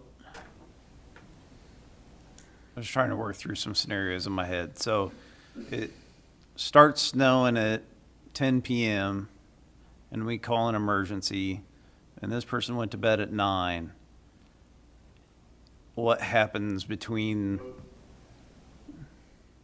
Once again, I would have to try and outguess the storm, just like today. I would have probably called the snow emergency yesterday afternoon and said from 8 o'clock last night until I got them cleaned. Now, unfortunately, nobody really needed to move until 4 or 5 o'clock, but I'm not going to put it out at 9 or 10 o'clock at night. We will have to address the snow emergency, what we're going to attempt early in the afternoon so people are aware of it, so they have time to move it. It's, you gotta make your best educated guess, you know. It may be the next morning that we got you know, nothing or half an inch and you call it off immediately. Or we got 10 inches. I mean, we're on that line. So you've got to put it out in a timely fashion that folks can get that message. And then if you may recall, and we're going to actually talk about it in budget session, IT, we have the text messaging service. It actually has a phone call service as well that we're proposing in the budget, which would be another method for notification as well. But you need to get it out at an appropriate time frame in as many channels as possible. And then same thing when you terminate the snow emergency, you want to get it out as quickly as possible in as many channels as possible. And then we would have a new service, if council approves it, text message and phone sign up. When would that be effective anyways, though? On the call- When would that be effective if that were passed? The phone, Oh, it's in the proposed budget, so July 1. so, But we'd get it ready to go and be able to pull the trigger July 1. So mom and dad's got a car each, and the kid's got a car. Kid's in school, didn't take the car. Mom and dad leaves to work at 7 o'clock in the morning, and you call it at 8 o'clock. Wouldn't do that, John. That's what I said. I would decide well in advance on what national weather forecast and Gina down at the Des Moines County Emergency Emergency Center. emergency management is always in contact. I got emails from her all the time. She's watching. She's sending me time frames when it's going to come. If I call a snow emergency, it's going to be in advance enough. I'm not going to call it after everybody leaves for work. We'll know the night, the afternoon before I will make that decision to give people time. Now, like he said, and like this storm, it may be the wrong decision because Mother Nature changes her attitude on every storm. I may call one that we didn't even need to call, unfortunately, but then I may call another one that it might start snowing before they get them off. And in that case, if I've called it at the wrong time and they haven't had time, we're not going to tell them then. We're going to give them the time to get them moved, but I will be in charge of between me and Greg, and I'll work with Jesse's guys that we will make this announcement as far in advance as we can on what potentially is out there to happen. So you'd be calling at 5 o'clock in the morning, possibly, No. or the night before. The afternoon before. Just like Afternoon. this one. I knew it was supposed to start at 9 or 10 o'clock the day before. I would have put this out at noon on Tuesday that. if you want your office staff to do it, you better do it office hours. It's not going to work What? if we don't get. It's not going to work if we don't get it out far enough in advance. You have to make an educated guess. You have to get it out far enough in advance so people have the opportunity to get their vehicles off the road. I'm not gonna call a snow emergency and say 1 hour, I want all your vehicles off. I understand I'm not that. gonna do that. Yeah. That would My be- responsibility is trying to call this early enough to give people the opportunity to move their vehicles. I mean, yesterday I think Gina sent out at least 3 emails, updates on the storm. So I mean, they're constantly sending these updates. Plus, I mean, however many other services you have. So you want to call it. We're not going to wait till the last minute. You got to call it in advance so people have sufficient time to get their vehicles off, or it doesn't work. And we want it to work, so we have to call it out, or in a sufficient amount of time for people to get their vehicles off the road. I mean, if we do it too soon, it's not going to work, and My point is the policy is a failure. noon, early afternoon, so people come home from work, know that they have plenty of time in the evening, everybody can have them off, because most of the time that's when we're in here, at 3, 4 in the morning to start, and that way they'll have them off the street before we ever get here. I'm not gonna call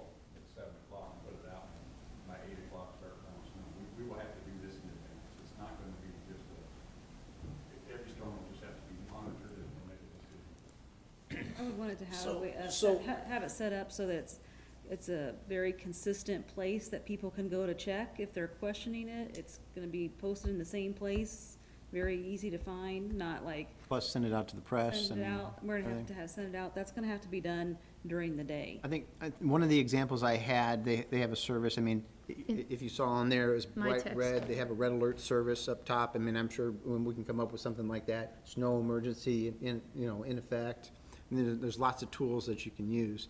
The text service is one of the most popular services I've ever used. I was buying 500, and I'm not sure exactly how this one works, but with Civic Plus, it was a text service with a website, service called Civic Plus, that a lot of communities are using. You can buy blocks of 500, and people were signing up. And we had probably a list of 25 different things they could sign up for, and it was probably the most popular item on there. People were signing up left and right for the text message service. I mean, they loved getting those messages, whether it be recreation or snow emergencies or whatever it might be. Alternate side parking, if a community does that, it's nice to know what side of the street. I mean, there's all kinds of things you can utilize that tool for. This is just one more that you can do. Well, not only that, but I knew over the weekend we were gonna get a storm because, the weather stations were saying, oh, this is coming up, this is coming up. And they have you all prepped and ready to be ready.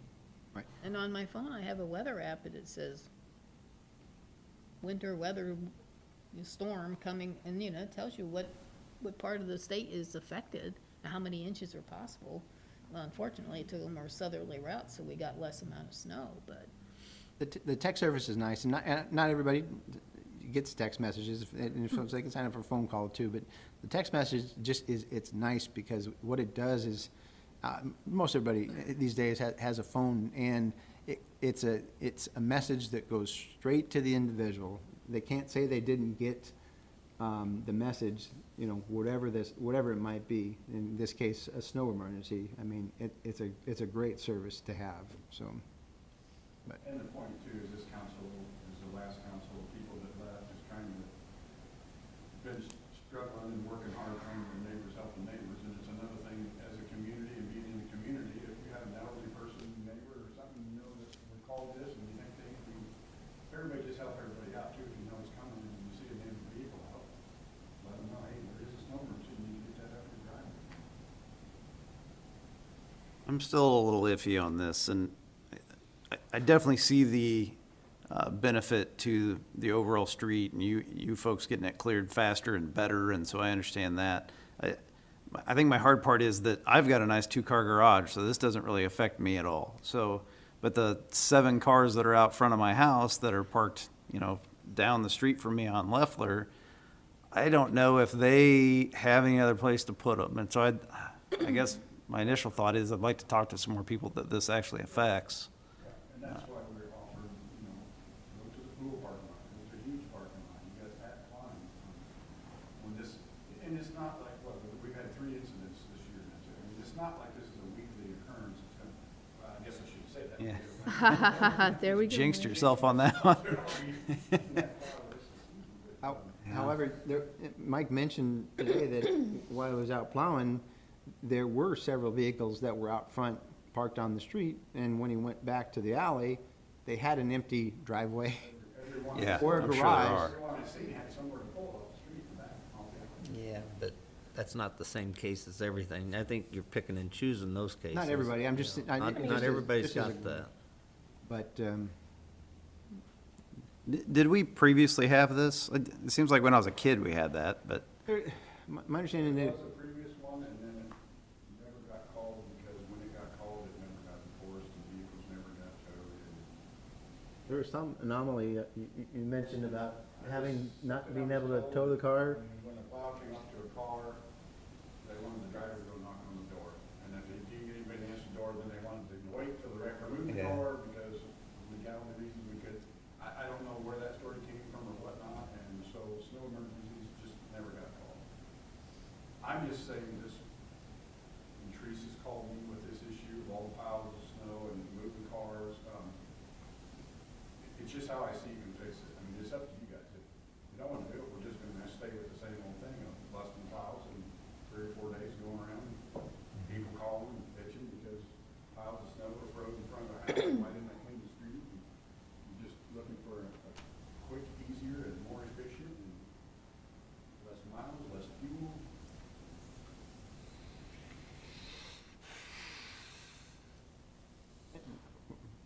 once So- people get used to it, They do. it My- will get, they'll my- get used to it. Issues here, it would affect me. I have 4 cars, I can't fit them all in the back of my home. It would affect me, a lot of people on my street, so, I mean, I get that. My problem with it is this is called a snow emergency route, and I feel like doing the entire city all at once is kind of too big of a stretch. I feel like it's more intended for emergency vehicles to get through in the snow, and I feel like that's where we should start with this. But I understand what you're saying, but we're not gonna gain, because then the other streets are gonna be frozen down and packed, and I haven't gained anything. So that, I don't disagree with that. at that point, I don't see the I don't disagree with purpose that. of even doing 1 or 2 streets and not, I mean, I You'll see on, I mean, a lot of the examples I provided, where they have the term, the snow routes, or the snow routes, and it's either in their policy, or in a policy that's been adopted, or in something that the Public Works Department has put together. And they use, the school routes, and they designate certain streets, but you also note that that's typically in a lot of the larger communities that utilize that method. In talking with Mike, if in a typical storm, if he can get through town in 2.5 hours, and on a typical storm, it seems to make sense to kind of get through town. But you do have a number of communities, and there's plenty of examples in there that have, and some of the policies as well, that do provide a list of routes that they hit during that snow emergency. So, I mean, but we're small enough that I don't think we won't benefit by just doing Broadway, West Burlington Avenue, because it's all the other streets that are gonna be the stuff smashed back down. which is part of the reason why, some of these include public parking in different areas as well. So you don't have to come back and hit those.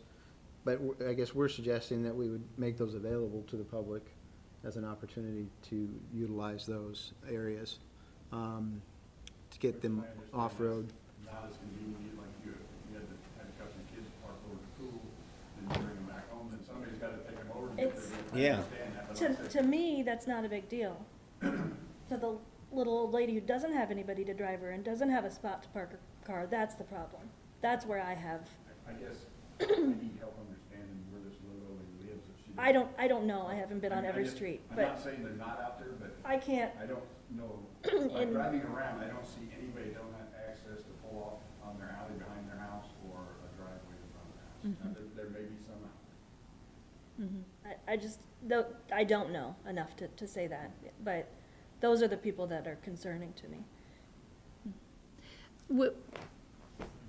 If we would do this or go forward with it, would we do, I'd see it for next year, that we would implement, we'd vote on everything and make it effective with the period of time, so A, people can be informed and plan for it, and B, folks who have 4 cars, like Kathy's, like, oh shoot, we should have figured that out before we bought the 4th car, where are we gonna park it all winter? 'Cause in And we front have of my time to street buy doesn't that work. cell service. Right, so we can back that up. Right. And get the texting, my text gov going, and figure out how to communicate a snow emergency effectively. And I think Mason City, they listed every method they use: Facebook, radio, Twitter, Instagram, Right. and then text my gov.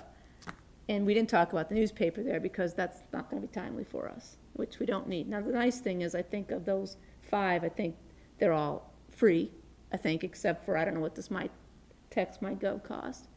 But we gotta be We're able to actually, TextMyGov is one service that, Oh, okay. that Mason City uses. Brad has actually identified a different one that has Okay. the phone option Okay. as well. We'd heard from some members that, for some folks that don't utilize texting, the phone option would be nice to have. So we've included that option in the budget that Brad had found. But, yeah, I mean, so if you don't want to do it, the council could choose to move forward this season. You can choose to move forward next season when we have additional options. We've got a lot of information on there that you can take a look at.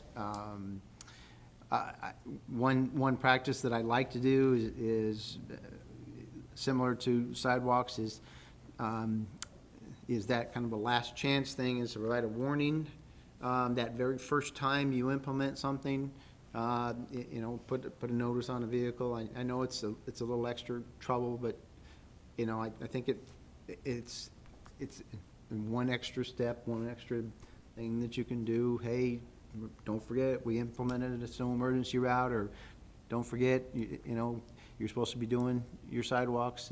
It's that last chance kind of a deal. Well, the things I think about is, I think we got people, snowbirders, people leave the city Right. for 2-3 months. They aren't scooping their sidewalks, and they never worried about it before. They knew they were supposed to get done, but nobody else worried about it either. Now we're saying we're gonna worry about it. And we're in February, so. Yeah, I mean, we got, hope, maybe 6 weeks of more winter or so, and then we're done. But we need to me, we need to address it. We have so many sidewalks, you can't walk around this street. You can't get from one side of town to the other without walking in the street, because people don't scoop their sidewalks. There's so many of them, as of even yesterday. It shouldn't be that way. I don't think we appreciate how many people have to walk to get around in our community.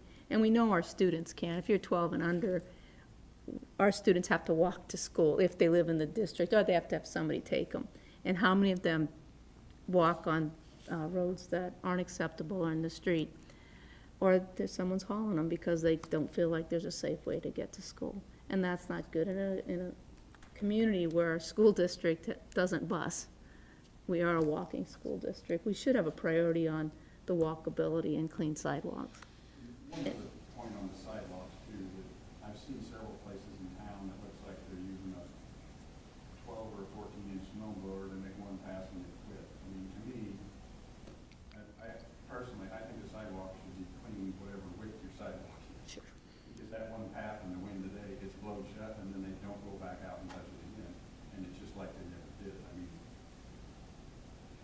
That's fair, good idea. Let's get the 12-inch width first. you should clean your 3 foot or 2 foot or whatever the length of your concrete, you should clean the whole thing like that.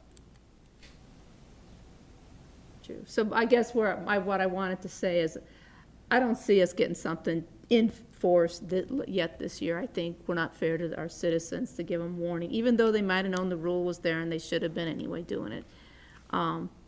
But I think we say, yeah, but we are, and we're gonna do this. And this is why. We wanna get the streets clean so it's easier for everybody. Give us 2-3 hours after a snow, clean the streets, and everybody's happier. It's safer for everybody. What I see a lot too is the ones that don't move their car when I plow the street, then they go park in front of the neighbors so they don't have to walk up on all that snow and wait for me to come back and clean up, or if they just put in their car in their driveway. Yes, It had already been done. there's enough. Neighbor comes home and he's got nowhere to park on the street because all his neighbors are parked there because he moved his cars. And an ordinance takes 3 readings unless you waive, and in this case, that's not something I would recommend, so.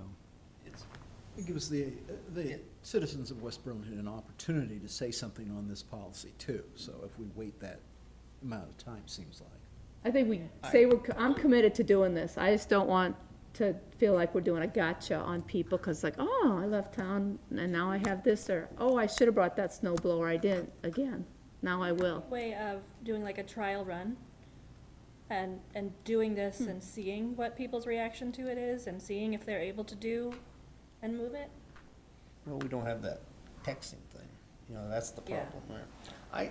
I would be more apt to, if we did this next year, and we seen how the texting worked on other things, I might have a lot easier sense of going in a direction like this than trying to do this, not having half the stuff set up, don't even know for sure how it's gonna work, and doing it right now. You know, if John, it didn't was- you tell me we were talking that the ones that you had to go after with the sidewalks and stuff, they're like, well, why are we doing it now all of a sudden, and all these other years, we've never had to worry about it? Yeah, and I had a lot of people that would ask, why now? And I explained it to them, and they accepted that, and I think I indicated 26, 27 people that I gave notice to. There were more, but we started with that. We got almost full compliance from that, just from that notice. So I'm hopeful that I don't have to go notice them again, so I can focus on the other ones. Mike brought up some today, Kelly brought up some today, and I think Greg did this morning, staff, that I'm gonna go work on now. And hopefully by the time I'm done, I don't have to go knock on somebody's door and say, shovel your sidewalk. So, we got good compliance with the warning. Super, that's What, good. what, do we have anybody in line to clean that we can call that does sidewalks? Do you have, Besides the people listed on the city on the city thing? that Do we, residents is can there contact. two of them? For me, I have made contact with a company that will come in if we have to. The city has to do it. And what's the average cost for in front of a house? When we were looking at that nasty stuff had a couple weeks ago, he was talking upwards of $250 for To clean a sidewalk? the sidewalk, because they would clean the snow off. That's salt not the your ice, typical, Bust the ice, remove the ice, have it all cleaned off. And that's Once the you problem, come in, it all That- goes that- away from the street. that's not that's your the typical. problem I got with the street over there where there's nothing, no green space, and they're gonna charge $250 to clean that sidewalk. That's not Because your we typical, put it there. that's not your typical cost, and, Well, it's not typical, but it's typical to them well, because it's nasty, it's ice, and everything from the street goes there. but it doesn't have to be, one Good, way to. clean it off. One way to deal with. Don't have to be, but where are you gonna put the snow? Cost perspective, one way to deal with that is to put it out for bid, and then, I mean, you can either choose one, or you can choose the top three, and you go down your list. And when you put it out for bid, I mean, and if they're gonna be the sole provider, you know, like, thing you can do with towing services, I mean, and then you pick the lowest cost, individual, and you can contract with them. You know, I've done that with different services, and they provide a cost, and if they're the low bidder, that's the one you contract with for that year, or for whatever the term might be. So putting it out for bid can help bring those costs down. His price So- for something that, like the snow we just had last night, this morning, would be more in line with $50 to $100. 50 to Because when 100. you're dealing with compacted ice and stuff, that costs more. Well, today wouldn't have been one because we didn't get 2 inches, right? And Or did we? I mean, we didn't have to 2 to clean 3 it. then. Depends Doesn't on it where you read if you measured have it. 2 inches or more, you gotta clean it? I think. the 2 inches, it has to be cleaned, or any snowfall? For us, Yeah. it's any snowfall. Huh? He said any snowfall. I don't For think there's. sidewalks. For your sidewalks, not a snow emergency, You're talking just clean the sidewalks or the snow emergency? That would be yours. I thought there was I thought, maybe I read it wrong, that I there thought was you were asking a about certain snow. amount of snow that had to snow before you had to clean the sidewalk. You might be thinking of the snow emergency, because most of those are after 2 inches or more is when they get called. We're crossing back and forth between the sidewalk issue Yeah. and the snow emergency. Yeah. Seems to me the council should go back to the original topic here, which is really the idea of the cars on the street, and come back to these other ones later, because we now are at 8 o'clock and we still have some Budget sessions to do afterwards. And all we're really doing is discussing snow removal and cars. We're not deciding anything tonight, right? Correct. All right, it sounds to me like we've got more discussion to do, input to be had, and let's put it on the agenda again. It sounds like everybody's more in favor of next year with the texting service, and Let's get our stuff Right. together and put it out there. We're gonna have a plan, we're gonna enforce it, and we're gonna improve. But we're not gonna do it in the next 6 If we want to have a weeks. discussion, we certainly could have an open discussion of people coming in. Absolutely. I may have overwhelmed you with a lot of information too, and there's a lot of other communities out there too, so if you have any other comments or suggestions, let me know, and we can put it back on the agenda, so. And there is no 2 inch requirement. There's no- It's 136.06, removal of snow, ice, and accumulations, so 48 hours. Wow. Excuse me? I said, wow, I didn't realize that. With that, I'm going to move on. Is there any old business? Not any citizen here's willing, able to speak up, so. At this point, I'll accept a motion to adjourn. so moved. Second, Voice vote, all in favor? Aye. All opposed? Motion carries.